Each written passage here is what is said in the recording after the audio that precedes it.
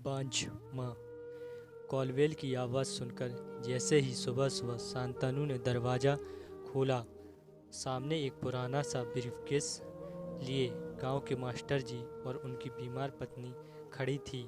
Master जी ने चेहरे के हाव भाव से पता लगा लिया कि उन्हें सामने देखकर शांतनु को जरा से भी खुशी का एहसास नहीं हुआ। जरा जबरदस्ती चेहरे पर मुस्कुराहट लाने की कोशिश करते हुए बोला, अरे सर, आप दोनों बिना कुछ बताए अचानक से चले आए। अंदर आइए। मास्टर साहब ब्रीफकेस उठाए अंदर आते हुए बोले, हाँ बेटा, अचानक से ही आना पड़ा। मास्टरनी साहब बीमार हैं। पिछले कुछ दिनों से तेज फीवर उतर ही नहीं रहा, काफ़ी कमज़ोर भी हो गई हैं। गांव के डॉक्टर ने एम्स दिल्ली में अविलंब दिखाने की सलाह दी। अगर तुम आज ऑफिस से छुट्टी लेकर जरा वहाँ नंबर लगाने में मदद कर सको तो। नहीं नहीं, छुट्टी तो ऑफिस से मिलना असंभव सा है, बात काटते हुए शांतनु ने कहा। हालांकि अगले सप्ताह शांतनु के ससुराल से सास, ससुर और साली आने वाले थे, तो अभी से एक सप्ताह की छुट्टी के लिए सारी तैयारी हो चुकी थी। थोड़ी देर में प्रिया ने भी अनमने ढंग से 2 कप चाय और कुछ बिस्कुट उन दोनों बुजुर्गों के सामने टेबल पर रख दिए। सान्या सोकर उठी तो मास्टर जी और उनकी पत्नी को देखकर खूब खुश हुई। दादू दादी बोलकर उनसे लिपट गई।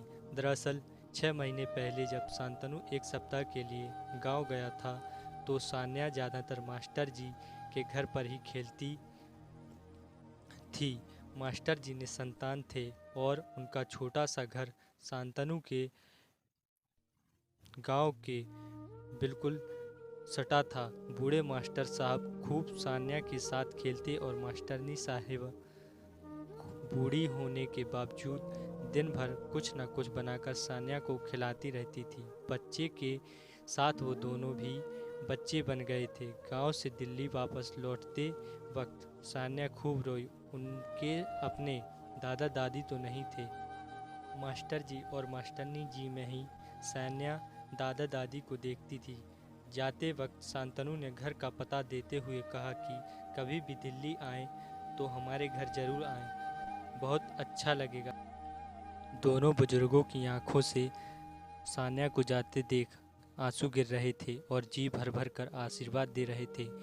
कुल्ला करने जैसे ही मास्टर जी बेसिन के पास आए, प्रिया की आवाज़ सुनाई दी, क्या ज़रूरत थी तुम्हें इनको अपना पता देने की? दोपहर में मेरी सहेलियां आती हैं, उन्हें क्या जवाब दूंगी? और सान्या को अंदर ले आओ, कहीं बीमार बुढ़िया मास्टरनी की गोद में बीमार ना पड़ जाए। शांतनु ने कहा, मुझे क्या पता था कि सच में आ जाएंगे। रुको, किसी तरह इन्हें यहाँ से टरकाता हूँ। दोनों बुजुर्ग यात्रा से थके हारे और भूखे आए थे। सोचा था बड़े इत्मीनान से शांतनु के घर चलकर सबके साथ आराम से नाश्ता करेंगे। इस कारण उन्होंने कुछ खाया पिया भी ना था। आखिर बचपन में कितनी बार शांतनु ने भी तो हमारे घर खाना खाया है।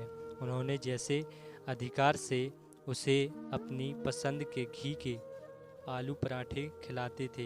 इतना बड़ा आदमी बन जाने के बाद भी शांतनु उन्हें वैसे ही पराठे खिलाएगा।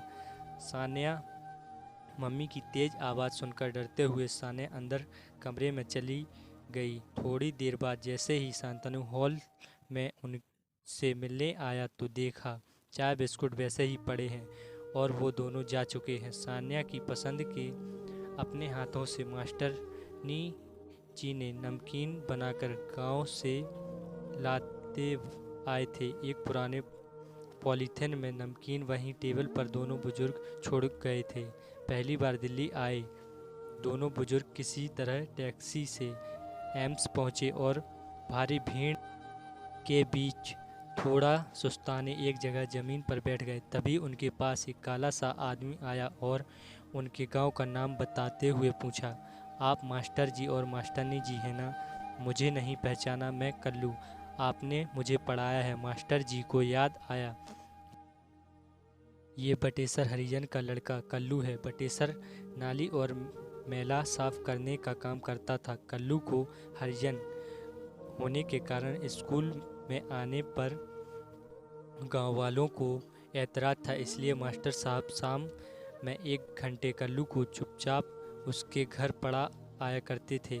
मैं इस अस्पताल में चतुर्थ वर्गीय कर्मचारी हूँ। साफ सफाई से लेकर पोस्टमार्टम रूम की सारी जिम्मेवारी मेरी है।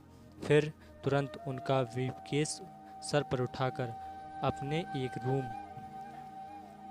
वाले छोटे से क्वार्टर में ले आया। रास्ते में अपने साथ काम करने वाले लड़कों को खुशी खुशी बता रहा था, मेरे रिश्तेदार आए हैं, मैं इन्हें घर पहुंचाकर अभी आता हूं। घर पहुंचते ही पत्नी को सारी बात बताई। पत्नी ने भी खुशी खुशी तुरंत दोनों के पैर छुए। फिर सब मिलकर एक साथ गरम गरम नाश्ता किए। फिर कल्लू की बीवी ने अपनी छोटी सी बेटी को मास्टरनी साहिब की गोद में बिठा दिया। बच्ची उन बुजुर्गों के साथ खेलने लगी। कल्लू बोला, आप लोग आराम करें, आज मैं जो कुछ भी हूँ आपकी बदौलत हूँ। फिर कल्लू अस्पताल में नंबर लगा आया। कल्लू की माँ नहीं थी बचपन से ही। मास्टरनी साहब का नंबर आते ही कल्लू हाथ जोड़कर डॉक्टर से बोला, ज़रा अच्छे से इनका इलाज करना। डॉक्टर साहब, ये मेरी बूढ़ी माई हैं। सुनकर बूढ़ी माँ ने आशीर्वाद की झड़ियाँ लगाते हुए अपने कांपते हाथ कल्लू के सर पर रख दिए। वो बांझ औरत आज सचमुच माँ बन गई थी। उसे आज बेटा मिल गया था और उस बिन माँ के कल्लू को भी माँ मिल गई थी।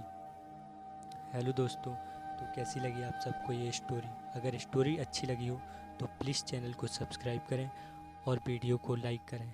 Thank you.